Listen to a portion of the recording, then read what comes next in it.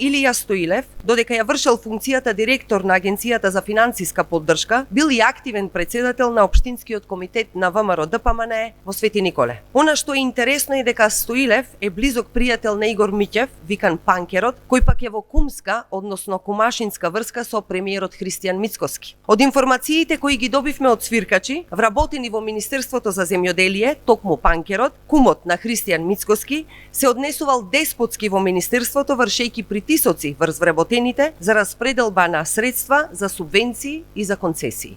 Од она што е доставено, почитувани до нас од овие свиркачи, токму кумот на Мицкоски се споменува како можен главен задолжен за сите криминални шеми и притисоци во Министерството. Денес Христијан Мицкоски директно треба да одговори. Дали под истрага се и неговите кумашини, дали имало провизии и дали дел од провизиите завршувале кај него или во ВМРО ДПМН. Во целиот скандал јасно е дека земјоделците кои што инвестирале се најголемите жртви на партиските криминални шеми за ИПАРД 3 програмата.